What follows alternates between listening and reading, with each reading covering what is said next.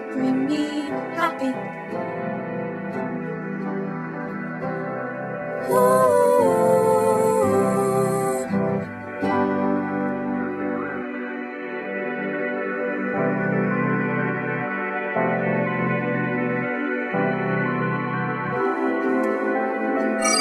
Thank you, happy.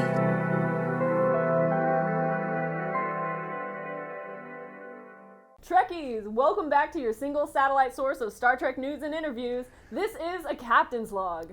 I'm Lily Fox-Lim and he's Brian Kreutz. And now Trekkies, take note of this famous one-liner from our beloved Jean-Luc Picard.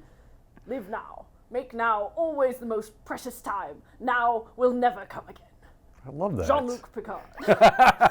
You do the greatest Picard voice. Love your Picardisms.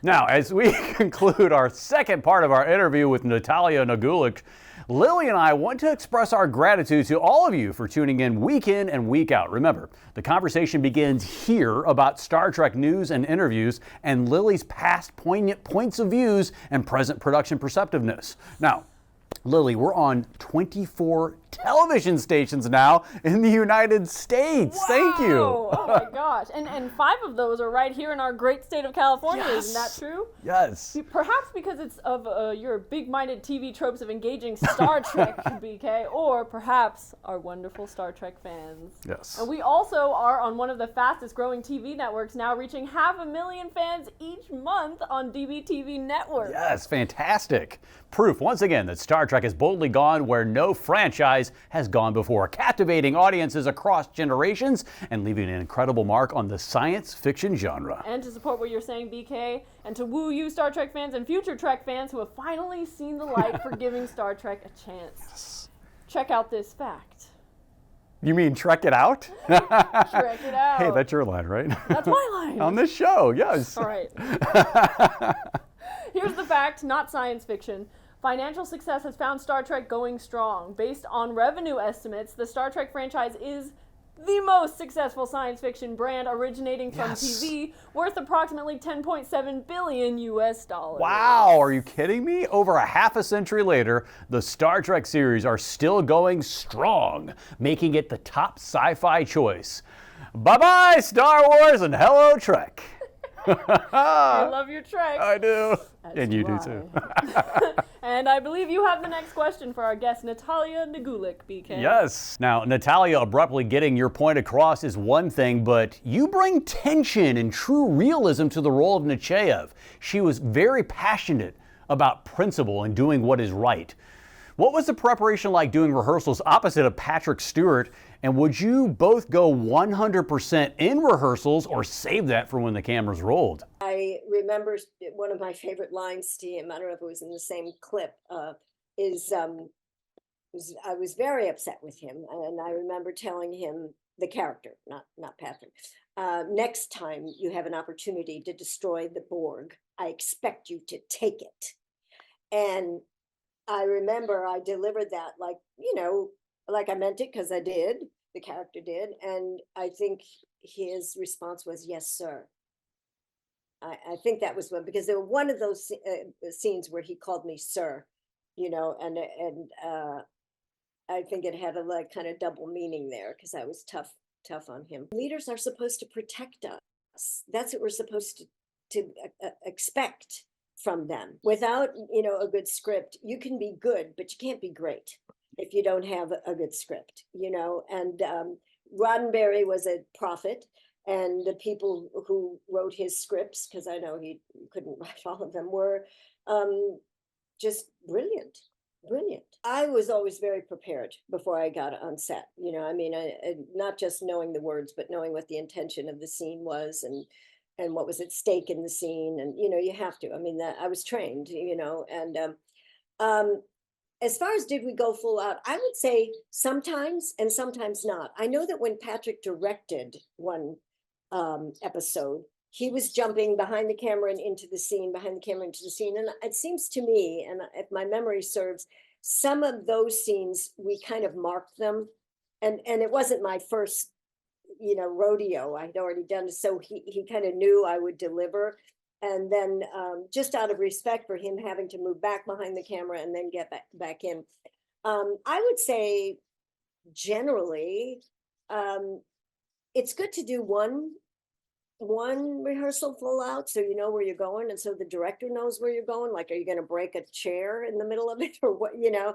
But then if you have more rehearsal, I think it's okay to mark it and then go full out. But if I were directing an episode, I would certainly want to see what it looked like full out, so that I would know how I'm going to film it, where I'm going to put the camera, and so on. And then if they, mark it for the next rehearsal or something, that's all right. But the director needs to see it, needs to see what's it going to be like. And also the fellow actor wants to know if you're going to haul off and punch him in the nose or not, which of course you wouldn't do. But no, it's important. And Patrick was great about that, I just loved working with him. He is still with us. He is a prince. I mean, he's just a real sweetheart. Good man. Interesting. Yes. Love that story. Thank you for sharing that. Your mission will be to evacuate the colony Andor-Van 5. Isn't that where the group of North American Indians settled? Yes. They've been there for about 20 years. They've established a village in a small valley on the southern continent. Is something wrong?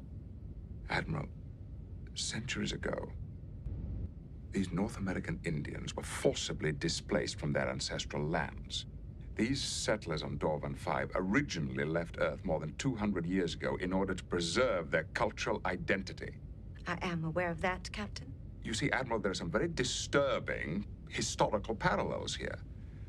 Once more, they're being asked to leave their homes because of a political decision that has been taken by a distant government. An Indian representative was included in the deliberations at the Federation Council. His objections were noted, discussed, but ultimately rejected. Natalija, we've gone over your first two Next Generation episodes, Chain of Command Part 1 and Descent, in the clip we've shown. Let's move ahead to the late Season 7 episode, Journey's End. Nachayev makes it clear to Picard that she did not agree with, and indeed fought tooth and nail, the relocation of the native settlers, but when she raised objections to the Federation Council unsuccessfully, the vote went against her. So she decided for herself that there was no better solution than to oversee the operation, telling Picard that she does not envy the task he has ahead. Yeah. Nachayev thanks Picard for making her feel welcome with a plate of Balerian canapes, watercress sandwiches, and a pot of Earl Grey tea, I believe. So you're now in your third appearance. What do you remember about this episode, and were you thinking Trek and these producers appear to like me in this role or something like that? I mean, tell us your thoughts at this point. Good question. That episode about the Indians, I thought what was so great about that is it kind of put Patrick and I, or Picard and I, on the same side for a change. Neither of us really wanted to have to do this to the Indians, and that formed a new level of a bond. And at the end of that little exchange, I say to him, yes, I don't envy you doing it. And if you feel like you can't, I will get someone else to do it. I was willing to let him off the hook, if you remember, of carrying out that order. But no, he said that won't be necessary. I remember. And yes, I did think they liked me when they came up, when they added this level of our starting to get along, and his saying, "You're welcome." At first it was like, oh my gosh, get her out of here. She fired me, But then as it developed and we understood, the characters understood each other, and then the Valerian canopy and the sandwiches and the Earl Grey tea, that definitely showed that he cared and he understood and maybe even sympathized with my position on a certain level. All of that unspoken. And I felt that shift, and I had hoped if it had gone another season, he and I would have developed our rapport in whatever direction they decided. And that wonderful gentleman, Ron, I know he was he was a fan of the relationship. It was a different kind of thing for Picard too, that added another layer to his character. Especially since she was his superior officer, and then to have that kind of, it was just a really brilliant way of that unfolding. But sadly, that was the last season, so that was that. Yeah. We can only dream. Now, Natalija, Star Trek The Next Generation had you reprise your role once again for a fourth and final appearance near the end of the series. Now, the name of this episode was Preemptive Strike. Your scenes were predominantly, actually, opposite of Jean-Luc Picard, where you were Admiral Nachayev. Now, Patrick Stewart is directing you in this episode as well, which is really interesting. But what was this like for an experience in your perspective, as I believe this had to have been around the time you also appeared on Star Trek Deep Space Nine, which we can save for the next question. I had such respect for him as an actor. I could only transfer that respect to him as a director. And any direction he would give me, I would welcome. And I had been directing theater at that point. Around that same time, I formed a theater company in LA, and I was directing, and so I had a lot of respect for the director. And if he had said, "Okay, we're going to do this again. This time, stand on your head and do this scene," I would have said, "Okay." I would have just complied. But we rehearsed the scene. He didn't. I think Patrick was the kind of director, it seemed to me, is if he saw something that wasn't lining up, he would tell you. But if it was working kind of the way he envisioned it, he would just leave it alone. If it's not broke, don't fix it, kind of thing. And I respected that he had to go back and forth behind the camera, look at the scene, choose the angle, and then jump into the scene, rehearse it with me.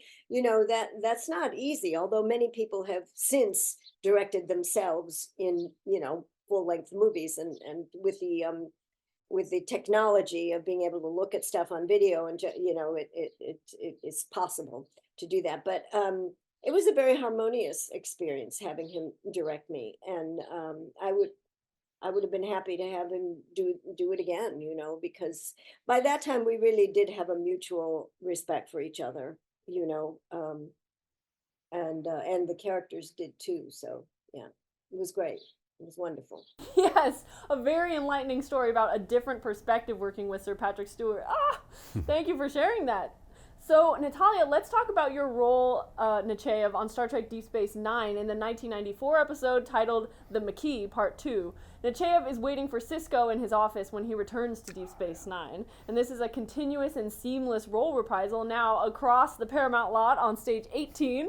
Was there a noticeable difference in directing styles or nuances on this Deep Space Nine series as an actor versus on The Next Generation? My recollection of that, I can't comment too much on the directorial style being different.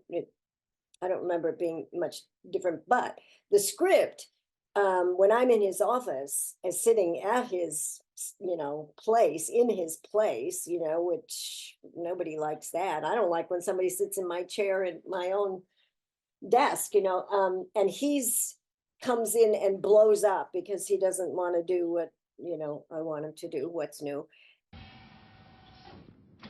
I want to know what the hell is going on. Commander, I don't appreciate your barging in here. I want to know why my science officer's been transferred without my consent. I want to know why my chief of operations is lying in the infirmary while the Jem'Hadar who beat him is free to walk the station. And I want to know why the Federation is willing to risk a war with the Romulans to form an alliance with a group of people that we hardly know and barely trust. Are you finished? I haven't even begun. Admiral, I think you should tell Commander Sisko what he wants to know. All right. I suppose he deserves to be the first to hear the news. What news? The Federation is pulling out of this sector. All Starfleet personnel currently stationed on DS9 will be reassigned to other posts, yourself included. What about Bajor? Our plans for Bajor are on hold for the time being. From now on, Bajor will be the Dominion's responsibility. They'll be running this station. And you're telling me that the Bajorans have agreed to this? We're confident they'll have no objections. And if they do object, what then? You send in the Jem'Hadar? The Jem'Hadar are used only against our enemies. Bajor will be protected, Commander. We'll see to it. What about the wormhole? Will they get to protect that too? It's the price of peace, Benjamin. Well, if you ask me, the price is too damned high. What is the Federation supposed to get out of all of this? Our friendship. Isn't that enough? And you, Benjamin, get a promotion. Captain Sisko. It's an important step toward that admiralty you've always wanted. I want a chance to speak to the Federation negotiating team before this treaty is signed. It's too late for that, Ben. The treaty was signed late this afternoon.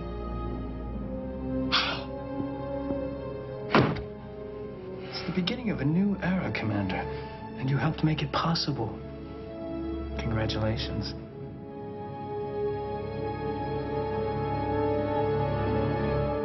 And what I enjoyed about that scene was I didn't stop him. I just let him go. He just blew up, was all, and then essentially, I don't remember my line, but essentially when he was finished, I basically quietly and firmly said, you know, and you will carry out my orders. Essentially, that wasn't the line, but I can't bring it up at the moment. And that was very enjoyable because I didn't have that kind of thing. You know, Sisko was a different kind of character than Picard. Picard was very, you know, buttoned up, you know, and Sisko was more, you know, emotional and explosive. And that was fun to have a different kind of rapport. And like I said, you know, it just being a superior officer, you know, I just, you know, it's like having a naughty child. You let them, you know, go ahead and blow up, and then you say, okay, and you're still going to bed at 8 o'clock, you know, or whatever. So yeah, that was fun. I don't know, was that the one that Jonathan directed? I think it was. I was directed by Jonathan Frakes. He directed my first episode of DS9. And when I didn't know he was directing it. And they just, you know, I didn't audition for that. They just said, we're writing Nachayev into this, you know, two episodes.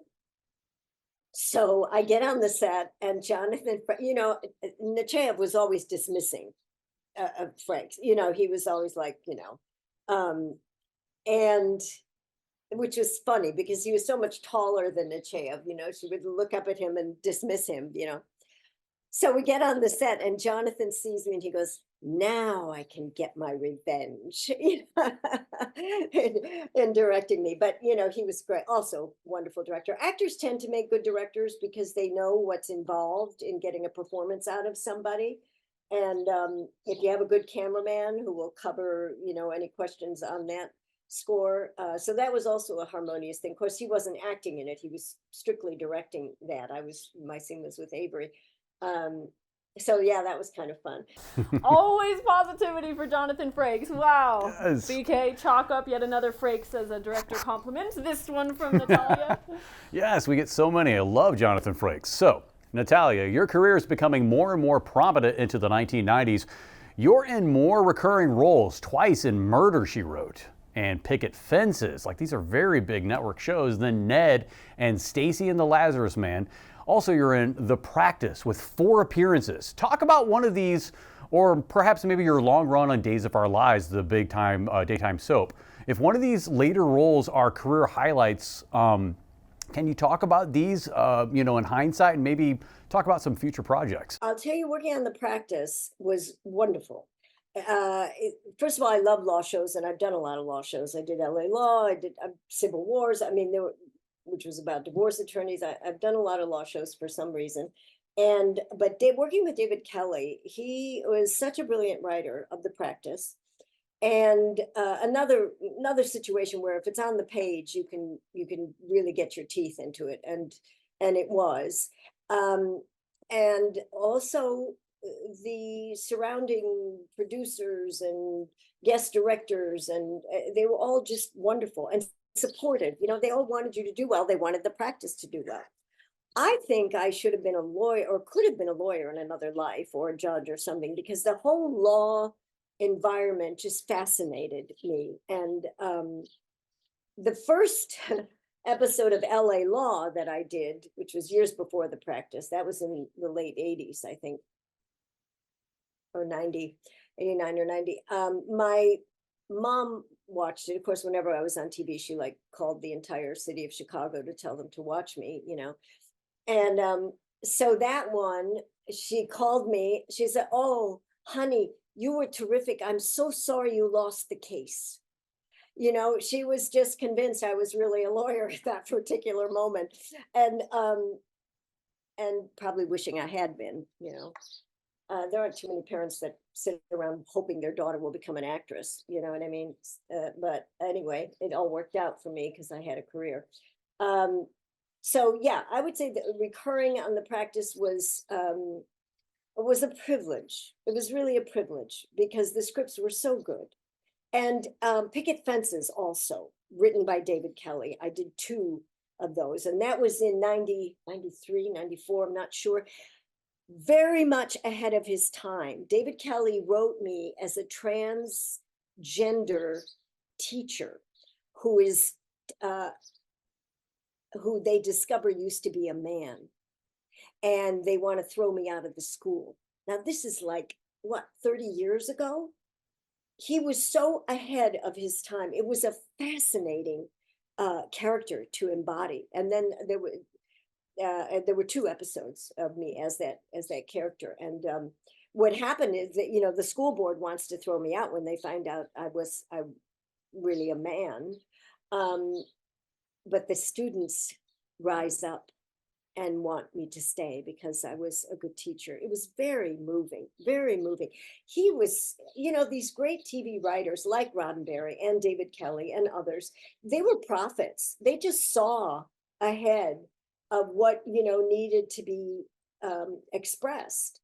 So those were great experiences for me.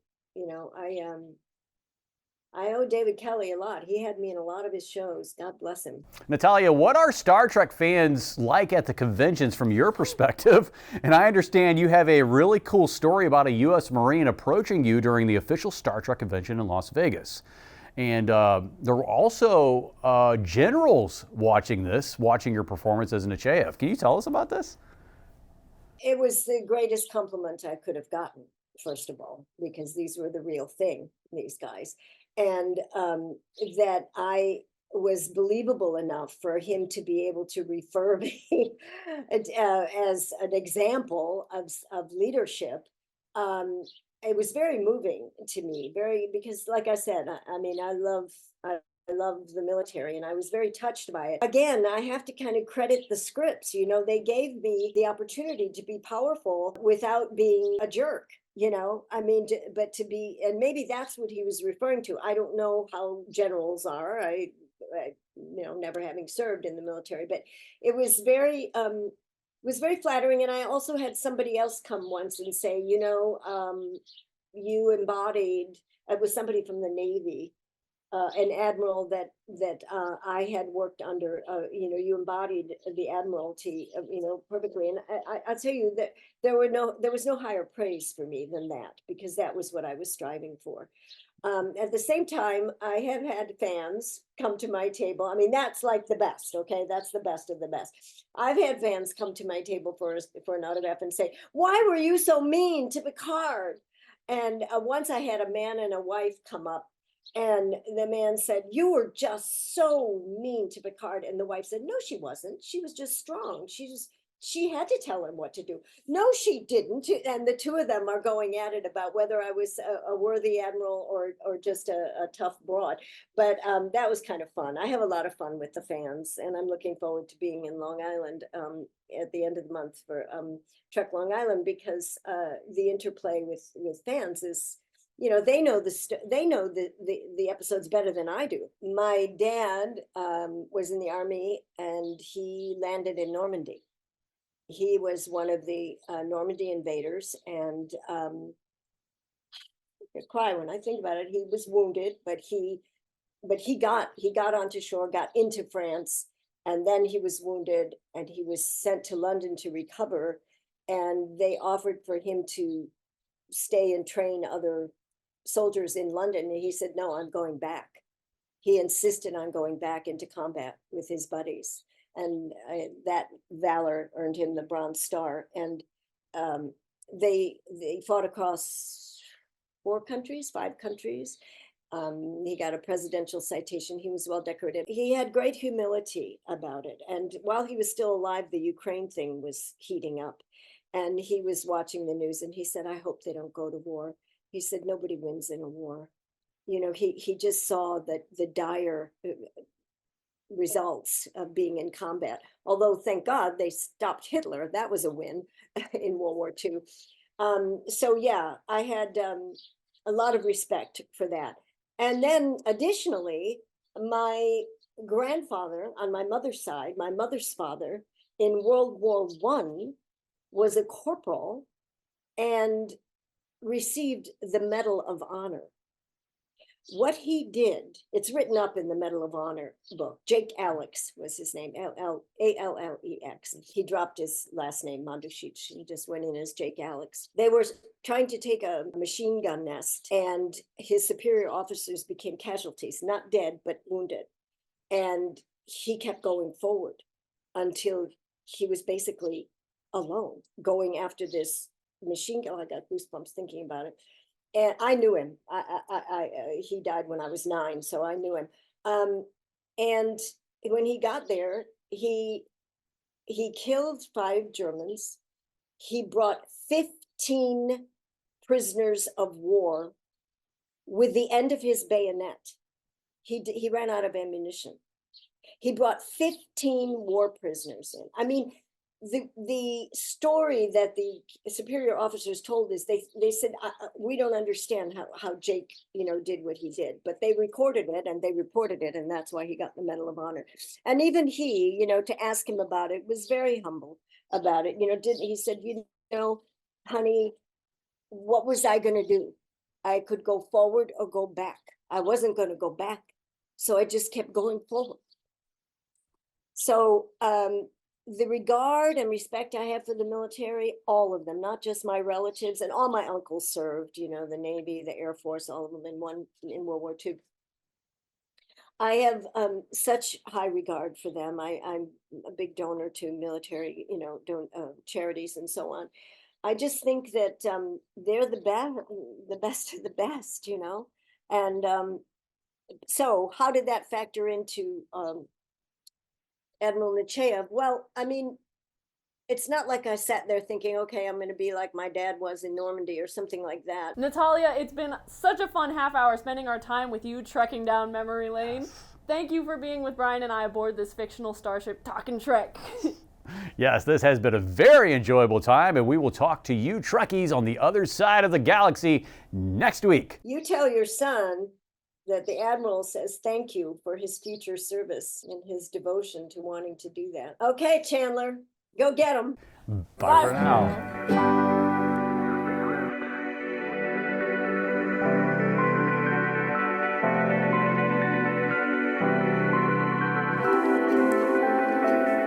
Thank you.